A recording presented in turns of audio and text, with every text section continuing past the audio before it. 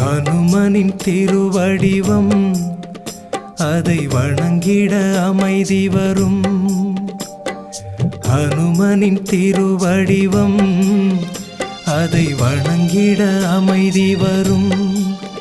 அவன் மாயை கடந்த இறைவன், நம் மனதை ஆளும் தலைவன். அவன் மாயை கடந்த இறைவன், நம் மனதை ஆளும் தலைவன். ஹனுமனின் திருவடிவம் அதை வணங்கிட அமைதி வரும்.